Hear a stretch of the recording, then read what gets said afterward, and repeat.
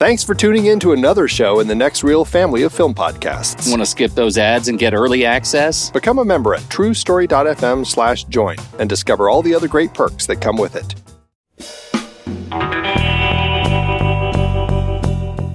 I'm Pete Wright. And I'm Andy Nelson. Welcome to The Next Reel. When the movie ends, our conversation begins. Dog Day afternoon is over. Attica, Attica, Attica, Attica, Attica, Attica, Attica, Attica, Attica, Attica. Welcome to DDA, Andy. DDA. Has that ever taken off? Are we the first ones to do that? We should totally do that. Dog Day afternoon. DDA. Should we? Mm-hmm. Should we? Yeah. I'm going to try and make Is that what the world needs? Yeah. So I don't remember what the gag was last week, but you made a comment that seemed to indicate that I might not like Dog Day afternoon. No, I think the comment was that because you were so surprised, like literally every movie of this series that we have been watching, including Night Moves, our member bonus episode, like you've been surprised about all of them, going, I can't believe that I'm actually liking all of these movies. And so I thought, wouldn't it be funny if the one movie that we get to that I know you'd already seen, because you are the first person who showed me this movie, I knew... Like I said, wouldn't it be funny if that's the one you're like, 1 star? That movie doesn't hold up at all. That's good. That's a good bit. That would be funny. I wish I could make good on that bit because that would be funny, but it is not true. Oh my God. Dog Day afternoon. Where does this movie live in your psyche, in your heart, in your soul? I haven't seen Dog Day afternoon probably as many times as you have, since, like I said, you were the one who actually showed me this movie. So it's a movie that I've always enjoyed since seeing it, and I mean Pacino, Cazale. It's like such a strong group of actors delivering on such an interesting story, and it's a bank robbery film, bank robbery gone wrong. Plus, we have more humor than you would probably expect in a film like this. And just incredible, rich characters. Yeah, it's a film that, like, I haven't watched a lot in my life, but in general, when I watch it, I'm just pretty amazed by the strength of it. It's just such a strong film. And that's the reason that in the scope of this series, that I had put together, this series where we're looking at films that are celebrating their 50th anniversary this year, and pioneering visions in global cinema. This is the one that I picked that was a U.S.-based film. Yeah. Not counting Night Moves, which is, our members voted on as one of our member bonus episodes. But so there's a reason that I think that this film stands up as a strong representative of a film with pioneering vision in global cinema. Well, it's also a film that is truly representative. I mean, it represents the U.S. It also represents the uniqueness, I think, of New York. You might call it unique New York. Unique New York.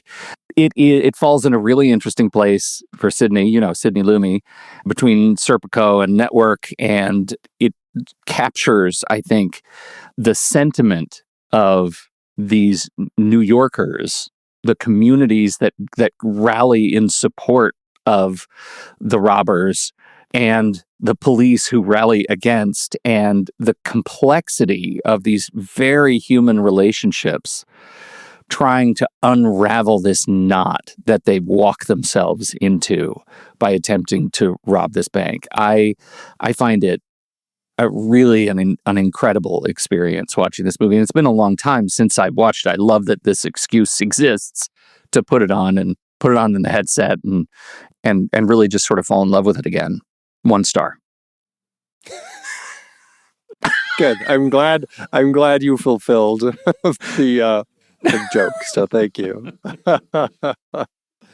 Well, okay. So I mean, it's a really interesting film because it's based on a real story that had happened a few years earlier, and in this particular situation, what's funny is we have, just as a side note, we have 2 actors who had worked together before, Al Pacino and John Cazale.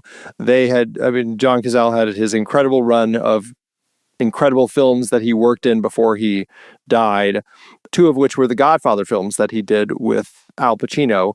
And interestingly enough, before the real bank robbers actually went into the bank to steal this money, they had just watched The Godfather again, which I think is just a weird little bit of kismet that these two actors end up playing these two criminals. But I mean, we have a story about a man who had been married and then divorced and now was married to a man.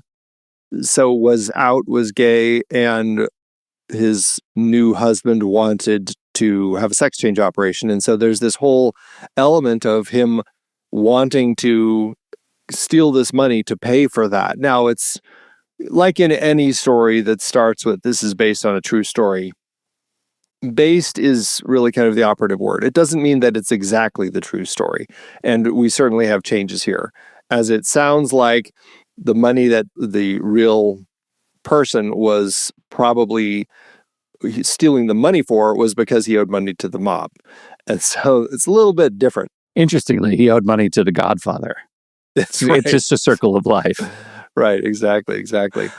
But I think that's another element that makes this film stand out so much, is because we have this bank robber who just seems very real.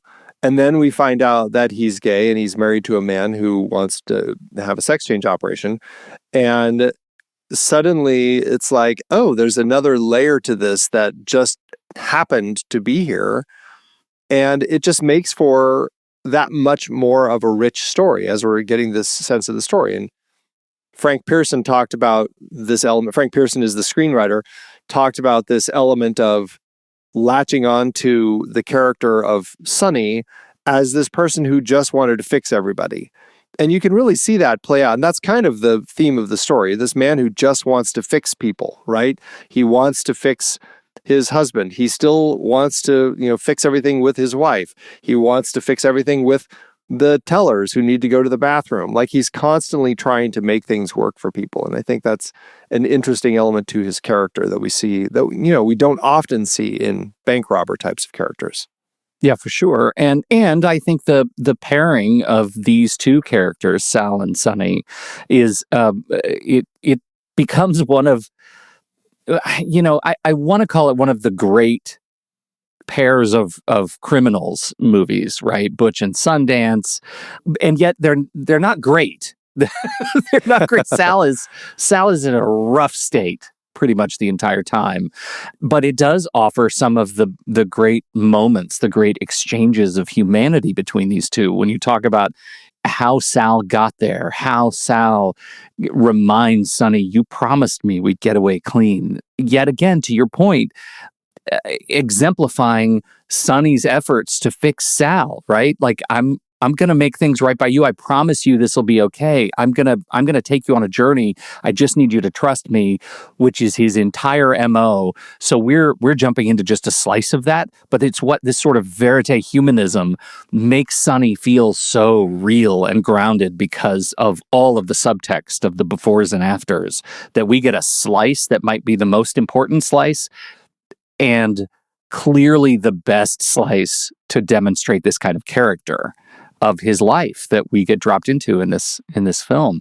The "what country do you want to go to, Sal? Wyoming" bit, apparently an improvised line, one of the great scenes of the film. It's just it's heart-wrenching. Those little moments from John Cazale really make his character shine. Like this watch, I mean, I always love watching Pacino at work in this film, but on this watch, it was really Cazale that just I couldn't get enough of. He's such a quiet character. He feels so lost and just kind of stuck and trying to figure out how to do all of this and just kind of going along with whatever he needs to, but in that panic state, because like, oh my God, everything's going wrong, which like you kind of talked about when in his conversations with Sonny, who's trying to, make everything right for him.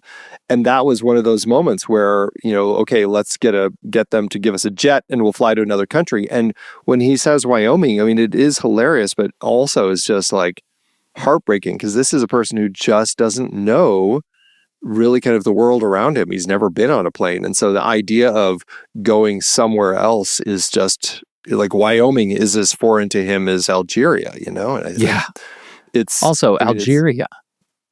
Well, yeah. It seemed to just pop in his head because it's warmer. But yeah, it does make you wonder. We're going to Algeria.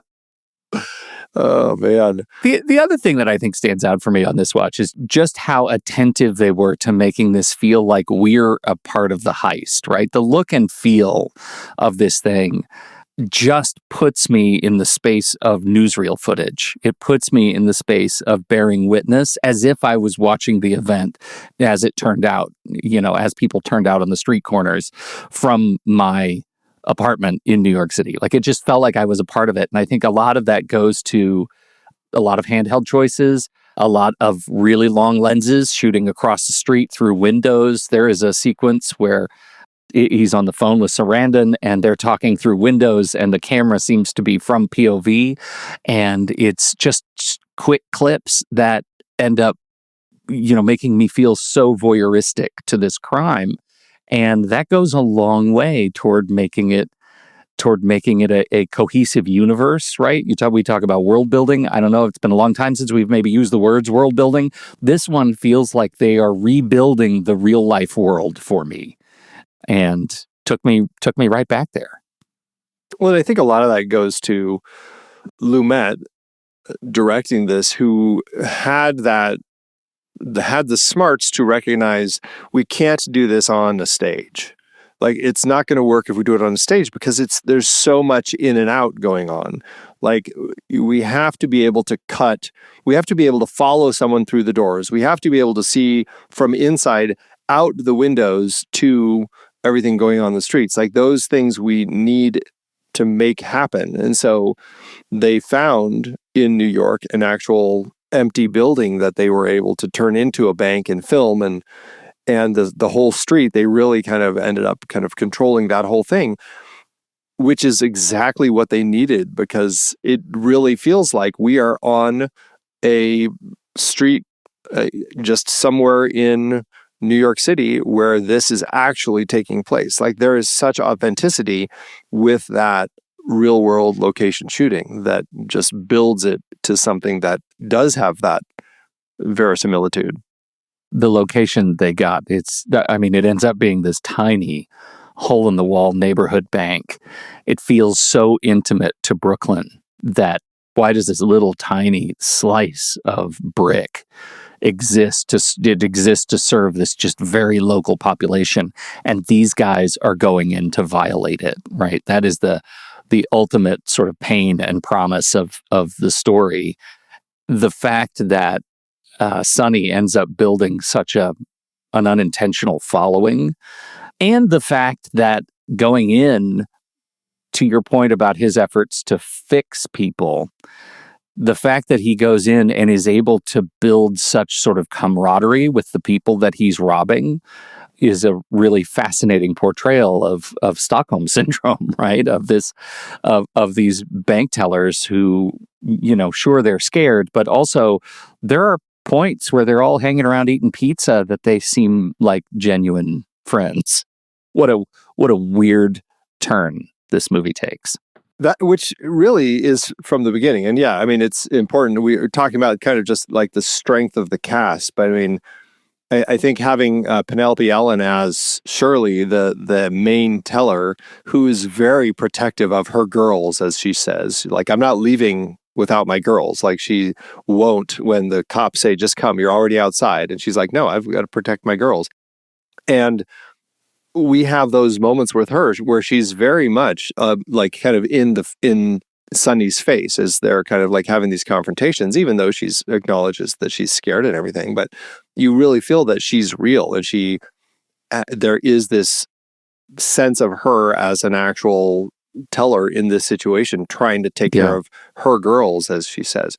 And you also have moments where you get this sense of stardom that these people have, and how starstruck they are in a situation like this, because she's the one who while she's outside one time, some reporters who somehow got into the floor right above them have the cameras out the window and are talking to her. She goes back inside. She's just like, I was just interviewed. Like, she's so excited, and it's so funny. And then later you have Sonny teaching, which one is it?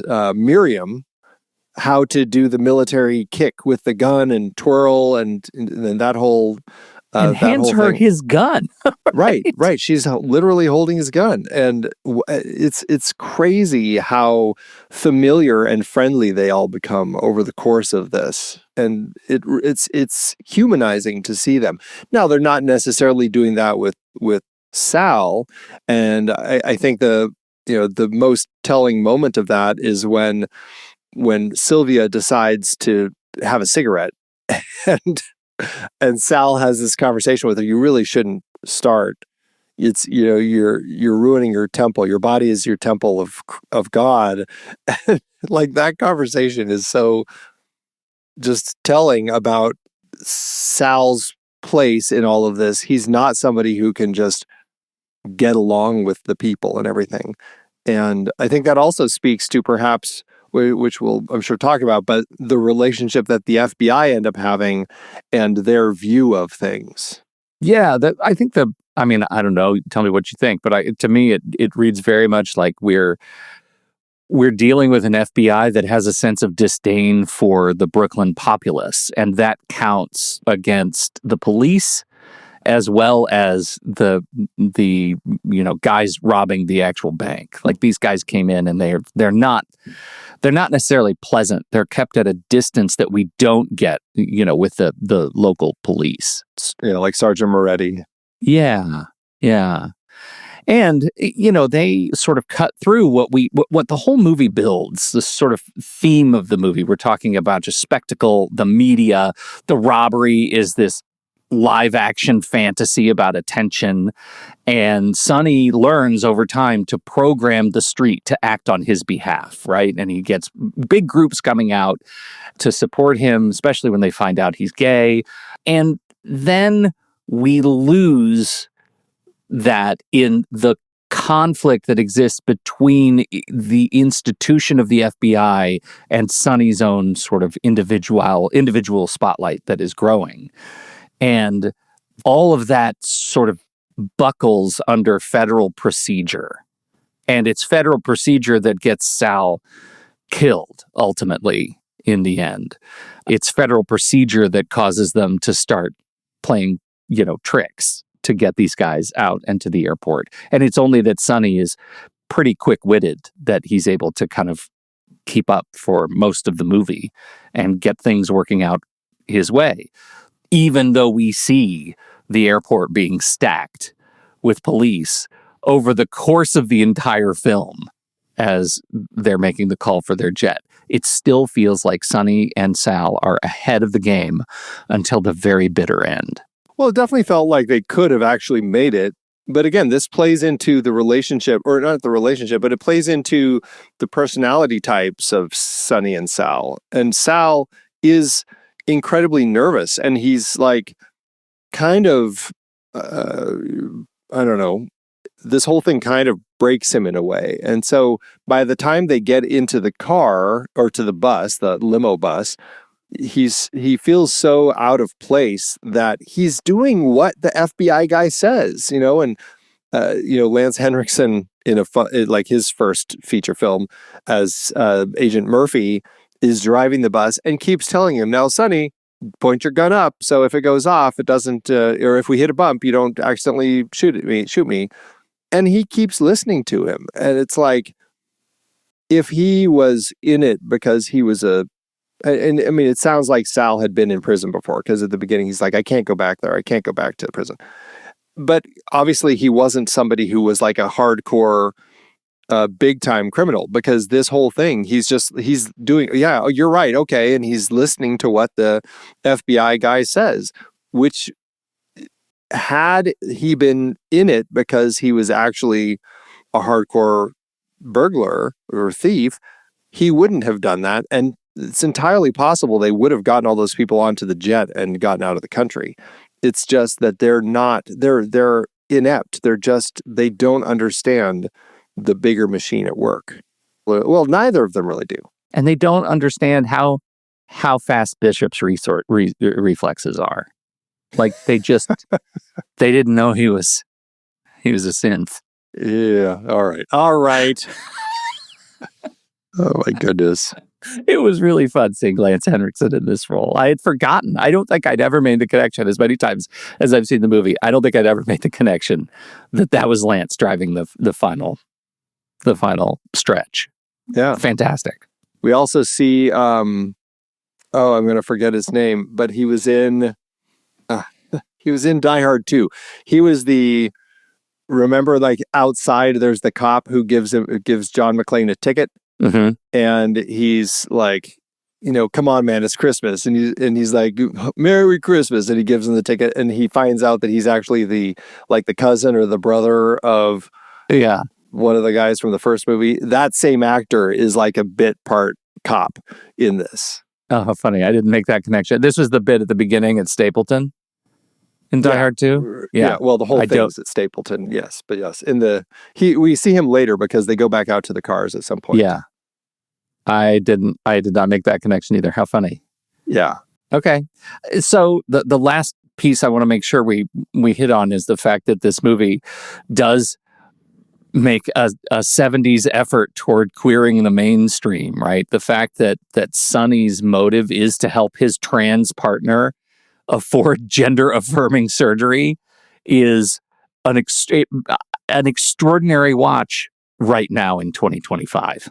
Yeah, it does make me wonder if there are certain people who just are no longer interested in what this movie has to say because the how divided the country is right now. But I think for this particular time now, for 1975, for a film 50 years old, you still listen to like the directors, the screenwriters, the people involved talking about it, and they don't sound nearly as like you still like, okay, I appreciate that they're working to tell the story this way. I appreciate that they went so far as to reach out to like gay rights groups and had them read the script and look at the performance to make sure that it came across okay and that it wasn't a problem. Like there's nothing problematic in any of it. And everybody was very happy with it. But it's still, you can hear when people talk about it, like Lumet in archival interviews and stuff. It's still like, I mean, it is 50 years ago. But still, by today's standards, it's pretty impressive that we have this story about a trans character and none of it is treated as a joke. Like there was a point where in the script, the conversation between Sonny and Leon was actually at the door of the bank and there's a kiss involved. And Pacino talked to Pearson, the writer, is just like, I just feel like by doing this, you're kind of almost forcing the issue even more when it's just like, it's a relationship. It's on the rocks. They're not going to be kissing each other because that's just not how it would play. Like if you're breaking up with somebody, you're not kissing each other. And then they came to the idea of just doing it on the phone and everything ended up playing. And so they found a natural way to do it where it's characters and never are we getting caricatures. And they worked really hard to keep it from that. Right. And I mean, look at how Sarandon plays it, I think, more, I don't want to say stereotypically feminized, but he certainly plays it more to one end of a spectrum that we already had gotten in film before. It's muted maybe because of the fact that he was living in an asylum and that he clearly his mental health was in some question. But Pacino's portrayal is exactly what you need to bounce off of that, right? Exactly what you need to remind you that his act is a desperate shot. This whole heist is this desperate shot toward domestic care in a society with no pathways to dignity, right? Like that's what Leon has, is no pathway to dignity. Because of who he is, he has to live in this asylum and have his entire identity questioned. And Pacino is the representation, who becomes famous through this act in his own sort of Brooklyn way, becomes famous for essentially for being gay and for acting out in a way that supports that relationship. And I think whatever I almost think the movie succeeds as that representation in spite of whatever Sidney Lumet has ever said about about it in archive interviews. Like, the movie stands up in spite of the creators, perhaps. Oh, absolutely. Absolutely. Yeah. Although I do have one question that I haven't seen discussed much, but I am curious as to how you read it.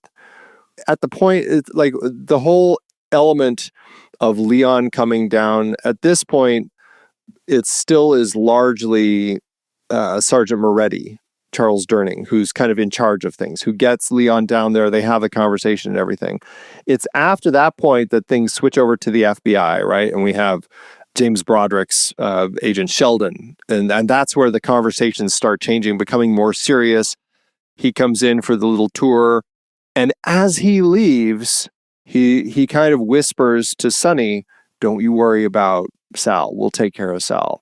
And you start getting this sense, okay, how is the FBI reading this? Are they simply trying to play him against Sal? Which, I mean, he's just like, "Hey, I'm not going to stab him in the back," or whatever he says. Like, what is the reading there? Are we suddenly reading this because the FBI sees that this is a gay man who's actually holding up the bank? Sal is the one who's hiding behind the pillars with the gun on them and everything. It looks much more serious because he's scared and quiet. Is the FBI's interpretation, the gay guy clearly can't be behind this. It's Sal who's the guy we need to take down. Like, how do you read that? What's the interpretation we're meant to get that the FBI, at that point, after Leon comes, they have the conversation, the FBI focuses in on Sal the rest of the time? It's interesting because it implies a number of things. The initial read is that FBI goes into the bank, has an exchange with Sal that gives him more concern than any of his exchanges with Sonny, right? That Sonny seems like the cooler head of the two. And because of Sal's sort of quietude, because of his intensity, he feels like a bigger threat than Sonny. And by extension, maybe is implying that Sonny was somehow coerced into doing this by Sal in the background. And somehow reads this that Sonny is the one who is potentially in danger, or maybe looking for a way out, or trying to plant that seed. Sonny, it's okay. We got you. We'll take care of Sal. We'll get you out of this. I never connected the homosexuality with that exchange. And I don't know if we're meant to, or if that's something that is there. I mean, we could see it that way, yeah. But it's not brought up. It's not voiced. But is it just because Sonny is somebody that they see and they have a read of him? And again, he's a person who's trying to fix things, and when he's having these conversations, he's also trying to, like, I'm going to release a hostage. He really comes across as a guy who's not intent on hurting people. So, yeah, I don't know. It was just an interesting thought in my head that I had this time as I was watching it. Like, I wonder if that was meant to be an element that we're supposed to be thinking about. Yeah, it's so interesting because at that point, Sal is really hardening. Like, we're in the middle of Sal hardening into fatalism, right? He's just done, and he's ready. He's getting ready to admit that he'll lose his own life rather than go back to prison, and he'll take all these people with him. Yeah. While Sonny is evolving into this sort of, as we've said, caretaker fatigue, right? He had this performative bravado, and everything's gone the wrong direction. And so he's just trying to make everybody walk out happy. Yeah. Yeah. That's interesting. It's an interesting element to the story for sure. Well, and the fact that all of this, like, it's so, the movie is at once a procedural, right? We're watching how how law enforcement of all stripes handles this situation. at some points it's crazy. I mean, it's comedic, the number of police they have in this location. It's hysterical. It felt like the Blues Brothers, right? Like just ridiculous number of police. What is going on in the rest of the city? Yeah, because all the police are at this bank. Good time to rob another bank. Right. Yeah, right. So that sort of procedural spine, constantly negotiating, going back and forth, is always disrupted by deeply personal stuff, right? Family arrival, his mother standing in the street. And I think this is one of those things when you look at particularly the cycle of Sidney Lumet's films that we get to watch how systems destroy people, like Network being, I think, the pinnacle of this particular thesis, that individuals will always break under the weight of the institution. And there is no out. There is no exit, no safety. They will always break under the institution. Not a film that necessarily screams goodwill toward our fellow human. That's interesting and worth talking about the fact that, and going back to the whole thing that you started the show with, like, he's screaming Attica. This is, that was a particular situation that happened at a prison where, as he said, like the police, there's a riot and the police just kind of, shot a bunch of people, and like a lot of people died, leaving just the general populace feeling uncomfortable about the control that the cops had, right? That whole thing led to more focus on prisoner rights and everything. And here we have a situation where it's the little people who are struggling and who are trying to steal some money to get ahead in life. And the cops, like, as you said, the show of force is insane. And we have these people, these little people standing up, trying to show how difficult this system is to get ahead. And I think that's, once he starts screaming that to the crowd early on, you can see why it becomes like this rallying cry, and why the crowd, even after they find out that he's gay, really gets behind him as a representation of fighting the power. Yeah. And I think that's such an interesting element that we have on top of everything else going on with this film. I do too. I think it's fascinating the way we are brought in to specifically take a side. And at the same time, like it's easy to joke about the number of police there, but the police themselves are not a joke, right? We're not lampooning law enforcement, right? We're seeing law enforcement try to do exactly what they can do, and yet the system itself does not have the tools to deal with these kinds of people, right? The system itself does not know how to deal with people who are motivated by a lack of this kind of lack of dignity. It makes it weirdly sweet. And the script, I think, that is really interesting, right? The whole who he's married to bit is played as a rug pull. They say, get his wife down here, and the next person who comes down is Leon. They went to the asylum and got Leon. That is something that I think comes out of the blue. There was no setup that exists, because the only setup we had before is we meet his ex-wife, but we don't know that she's an ex-wife at that point. Well, and that happens right after he says, get my wife down here. We cut to the cops showing up at her house. So at her house, it really sets it up like that's who we're going to see brought down here. And so it's an interesting surprise. And it definitely plays as a rug pull, which I think is just a smart way to kind of tell the story. Now, it did sound like, I don't know, it sounded like he was still married to her in the context of the film. Like he was married to both of them, although it sounds like, with the priest getting defrocked after the gay marriage, I think that would have been less legal and more just kind of a symbolic marriage that really wouldn't have mattered. So yeah, I think that's true. I think that's a really good point. My sense is he is still married to this woman who is the mother of his children. Yeah, right. But they are probably not together. Now, that's interesting because the real character, John, I don't know how to say his last name, Wojtowicz. He saw the film. It took him a while to agree to give them the rights to his story. And mostly it was because they weren't going to give him enough money. He was very clearly always has been focused on money.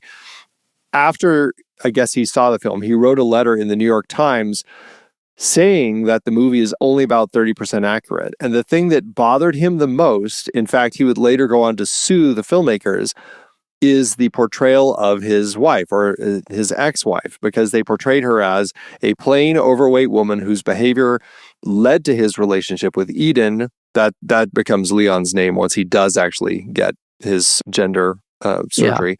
When in fact he'd left her 2 years before when he first met Eden. He also felt that he wanted people to know he never spoke to his mother. The police refused to let him to speak to his wife, Carmen, and insinuated that he had sold out Sal to the police. He said a lot of this was untrue. And although he loved Pacino and Sarandon and their portrayals of them, so he would actually go on to sue them and ended up losing because all of the characters' names were changed except for Sal's. Sal's name was the only character's name that wasn't changed. And so the judge said, there's nothing in it that is actually connecting it to you or your wife specifically. And so there's no cause of harm. So that's a little bit of a stretch, don't you think? There's nothing connecting this to you. The legal system. What are you going to do? I mean, come on. Yeah. Huh. But because of all the money he got paid for getting this movie made, he was able to give that to Leon, who was able to actually have his successful surgery. Outstanding. And is now living as Elizabeth Eden. That's really great. Or was, I should say. I think died in the 80s of complications with AIDS. Oh, what a story. The movie serves as an interesting template, right? I mean, this whole heist as a human kind of instant pot is an interesting template that we get again in movies like Inside Man, Spike Lee. We get in Reservoir Dogs, obviously in Network. The film, I think, sets the stage for a pivot in how we handle heist films, as we come out of the 70s. And it as such, it's earned a really special place, I think, for me. I think in cinema. Well, it's definitely interesting in the scope of heist films, right? Because, in the world of heist films, generally the heist film focuses on the job. Generally, they're successful. And then it's, are they going to get caught or not? Kind of ends up being the way that heist films go. I feel like a smaller, I guess you could almost say a subgenre within the heist subgenre is the heist film where they actually get stuck at the bank and have to take hostages. Like that feels like an even smaller element of heist films where we don't see that as often. But I think it makes it very interesting when it's really the focus is the people at the bank. How do they actually get through all of the stuff that's that they're dealing with the whole hostage? It's maybe more of like a hostage subgenre, right? Yeah, you're right. Maybe a bank hostage subgenre. Yeah. Okay, we've narrowed very it down. Specific. Very, very specific. We've done great. Yeah. Yeah. Well, I don't know. What else do you want to dig into? You feel like we've captured your... This is one of these films where Lumet decided no film score with it. Oh, yeah. And I always think that's an interesting decision that filmmakers make because, I mean, I think it could have absolutely worked with a score. Like, I don't think I have a particular issue either way when a filmmaker chooses to use a score in their film or chooses to not use a score in their film, as long as it ends up working. And in most cases, I think it works. I don't think I can think of very few examples. I mean, I can think of examples where a score didn't work, because they just had music that doesn't play in the way that they did the film. But generally, I don't have a problem the fact that they used score. Likewise, I mean, it's a much smaller pool, but I can't think of many films that didn't use a score where I have an issue. Okay. I'm trying to understand what that point is. Does that mean you like this one? No, I do. Well, that's what I'm saying. Okay. Like I think it's very successful in the fact that he made this decision, and in the case of this story, it works really well. Yeah, especially coming off like the only non-diegetic sound we get is Amarina. Yeah, Elton John track, which turns out to be coming from the car radio. Well, you're right. So it is diegetic. It is diegetic. So we get just that one song, and from then on out, it's just what you hear in the world. And that's another thing that brings us right into sort of the televised documentarian approach that I think makes it so successful. I'm right with you. I really enjoy it. I enjoy being that part of it. I think part of that decision has to be that a score would have felt like a hat on a hat, like overly manipulative, because we're already so invested in the performative success of these guys. Like, let them have their day on screen. We don't need music to tell me, how to feel at this point. They're already too good. And that feels like a very Lumet thing to do in this era. Although it's funny because, the films that you mentioned, Serpico, Network, they both have scores. He also did Murder on the Orient Express right before this that has a score.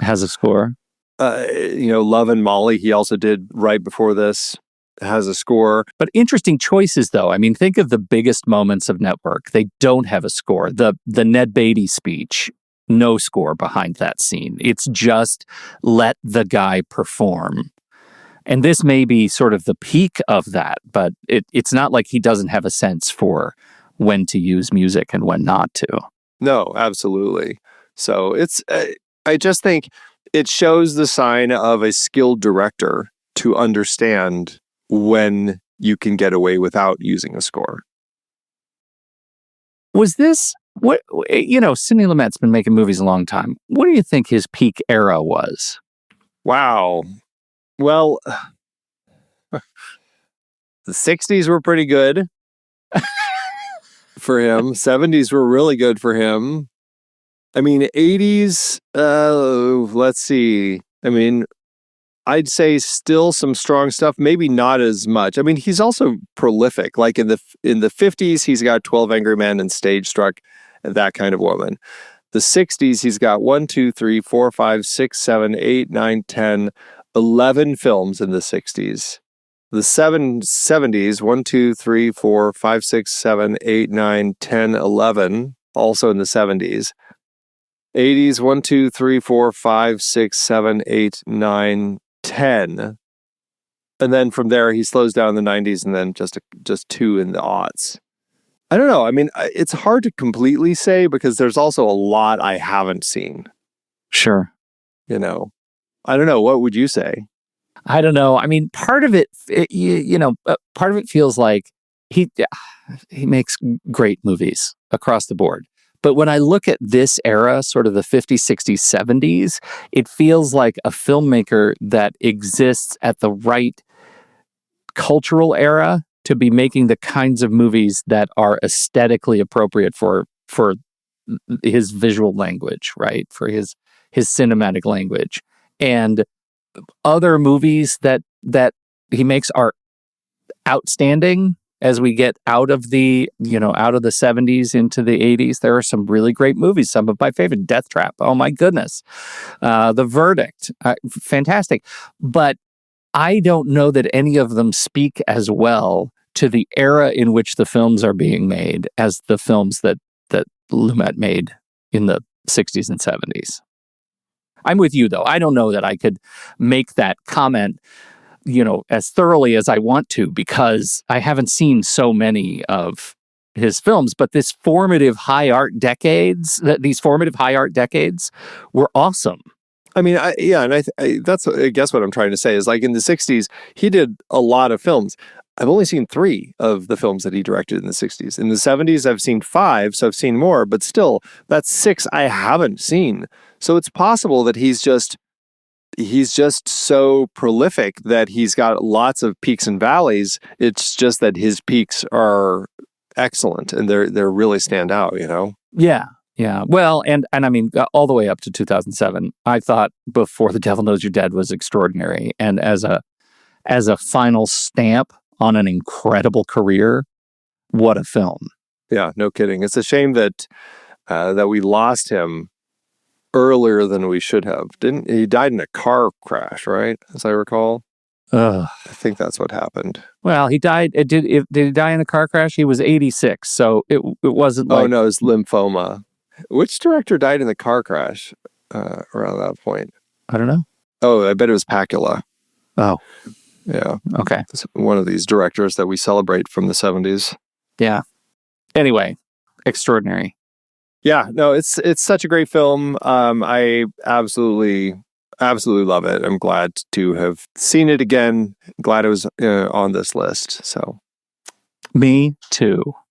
And it was Alan J. Pacula who died November 19th, 1988, driving on the Long Island Expressway when a driver in front of him hit a metal pipe, causing it to crash through Pacula's windshield and strike him in the head. Oh my God. Yep. And that's a Final Destination. It's awful. It's absolutely awful. So. Oh my God. Yeah. I knew it was one of these 70s, these directors of the great 70s films. So. That is horrible. All right. Well, I don't care for knowing that. Well, now you do. Sorry. Well done. Yeah. All right. We'll be right back. But first, our credits.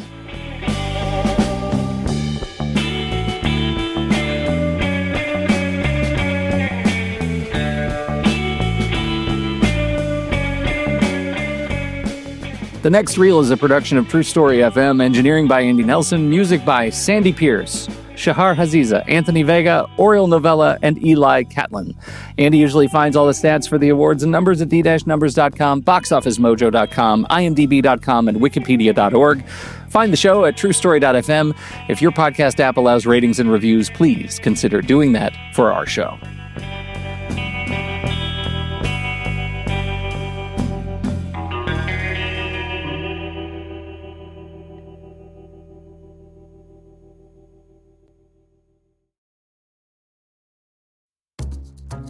This is Pete Wright reporting from downtown Cinephilia, where witnesses say a great steal is in progress. The suspect, unfortunately, it's you, walking off with 20% off Letterboxd when you join or renew with the code NEXTREEL. Authorities confirm the haul includes ad-free browsing, advanced stats that actually tell your film life story, your most watched actors, directors, genres, and decades, plus that glorious year in review breakdown you'll humble brag about all January.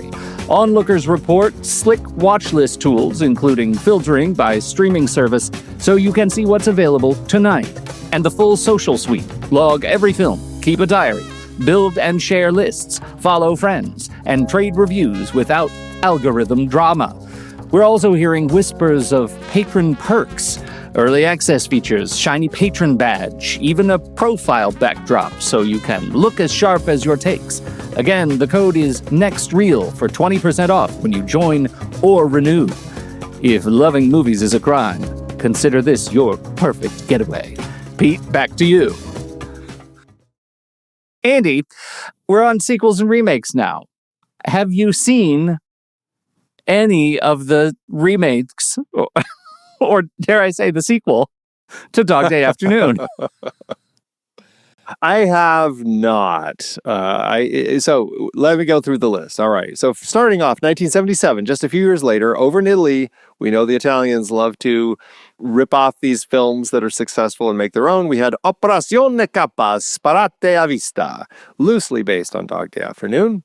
1987, over in Hong Kong, we had an action film, Yanman Yinghung, or People's Hero, which is a remake of it. And then a few other interesting elements. Hank Azaria, when he was doing his audition to get a role on The Simpsons, he actually imitated Pacino's voice from this film for his audition. That voice actually would end up being the basis for Moe, one of the many characters that he does in The Simpsons. And then, interestingly, there was an episode of The Simpsons where there was a bank robbery featuring Sonny and Sal that was titled, I Don't Want to Know Why the Caged Bird Sings. Fantastic, fantastic title. We've talked about Inside Man on this show before. I can't remember if we mentioned this, but two of our actors, Marsha Jean Kurtz, who plays Miriam, and Lionel Pena, who plays the pizza delivery guy, who is very funny. He's like, I'm an effing star. He's so funny. They actually reprise their roles as Miriam Douglas and the pizza delivery man in Inside Man, which really makes me want to watch that movie again. Absolutely 100%. Not that it's really a surprise, but Attica, kind of his screaming cry in this one, has been seen in all sorts of films, TV series. It's everywhere. It's a very popular thing. Last but not least, there is a stage adaptation set to premiere on Broadway in the spring of 2026. And we've got John Bernthal and Eben Moss-Backrack, who are going to be starring as Sonny and Sal. So that will be very interesting to see how it plays on stage. You know, I got to say, I would see that. I would see that version of it with those guys. Yeah. It's a timeless story, and it's very fitting to tell a story like that right now. With the trans character, everything else, very fitting. And in the scope of everything going on with relationships with police and the government, I can see this being something that could play quite well. Well, and this is an easy adaptation for stage, right? This is a pretty contained environment. Yeah, absolutely. Yeah. How'd it do at award season? This one did well for itself. 14 wins with 20 other nominations. Over at the Oscars, it was nominated for Best Picture, but lost to One Flew Over the Cuckoo's Nest. Same thing for Best Director. Lumet lost to Milos Forman. Film Editing, Didi Allen was nominated, but lost to Jaws. Best Writing Original Screenplay, Frank Pearson actually won that one. Pacino was nominated for Best Actor, but lost to Nicholson. And Chris Sarandon was nominated for Best Supporting Actor, but lost to George Burns in The Sunshine Boys.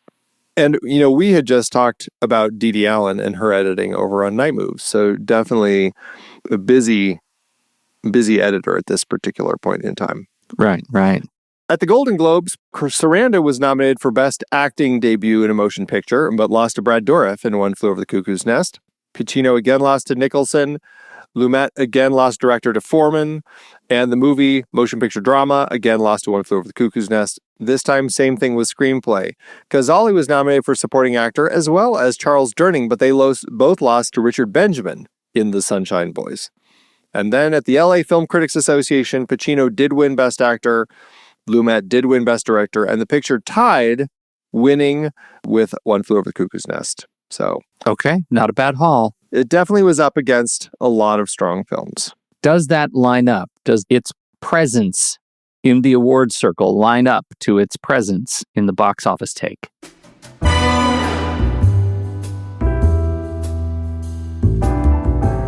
Well, this whole series, as you have called out a number of times, I've been having to adjust information just being less accurate because of its age. For this film, Lumet had between 3.5 and 3.8, somewhere. It was different numbers all over the place. I'm going to go with 3.8, which is $22.4 million in today's dollars. The movie opened either August 29th, 1975 or September 21st, 1975, depending on who you believe. It went on to earn $46.7 million, though it could be $50 million. Then again, that might be just the rounded up version. Still, we'll say $50 million for our purposes, or $294.5 million in today's dollars. That means the film maybe landed with an adjusted profit per finished minute of $2.1 million, which is a fine turnout, no matter the small differences in the figuring. Maybe. I mean, there were people alive on both August 29th and September 21st of 1975. Could we ask them? We'd have to find somebody who was, busy and paying attention to theaters. But yes, we could ask somebody. I mean, I was alive at the time, Pete. I just can't ask myself. I would not have been trusted to give you that data. Yeah. A little too young. What a weird black hole of numbers you find yourself in this series. That'll teach you. That'll learn you. Oh, man. All right. Well, I'm thrilled that the movie's in our catalog. Kind of admit, when you announced this series, I had to go back and think, Andy's wrong. Surely we've talked about Dog Day Afternoon, DDA, before. Alas, I'm glad we finally have rectified that great wrong. Yeah, no, it's a fantastic film. I'm glad to have revisited it for the purposes of this and find that it's just as strong now and just as relevant in today's climate as it was 50 years ago. So, excellent film. Do you remember where we watched it? Were we in our apartment? Were we in California? Were we in Colorado? Yeah. We were in California? In our apartment. Yeah. Oh, good old days. All right. Yep. Good old days. All right, that is it for today's conversation. Next week, we're closing out our Golden Jubilee series, celebrating films from 1975 that are celebrating their 50th anniversaries. And we are going Bollywood. We're looking at Ramesh Sippy's Sholay, which also happens to be a crossover with our next series, The Seven Samurai Family. We'll be right back for our ratings. All right, everybody, freeze! This is a stick-up.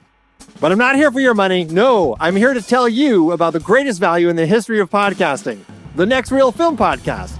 Listen up. For only $5 a month or $55 a year, if you're feeling extra savvy, you can become a member. Head to truestory.fm/join and join the crew. Trust me, it's a steal.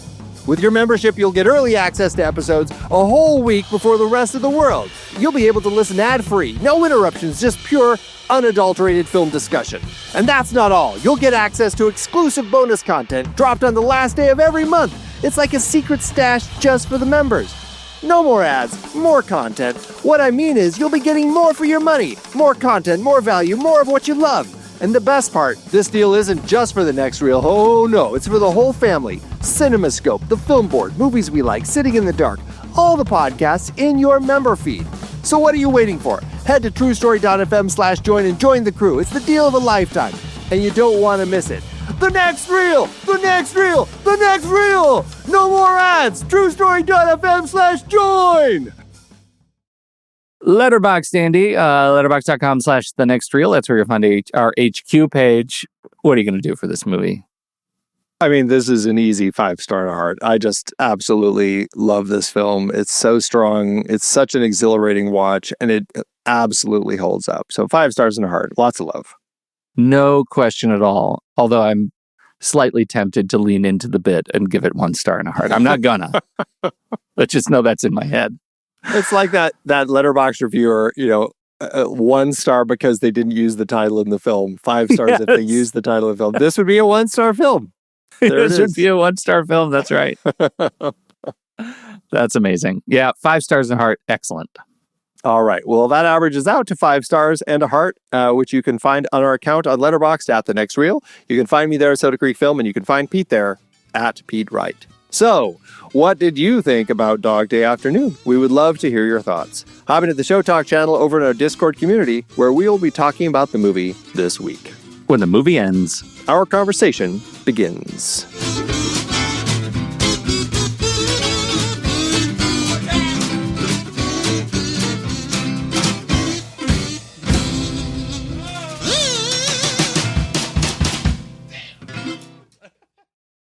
Letterboxd giveth, Andrew.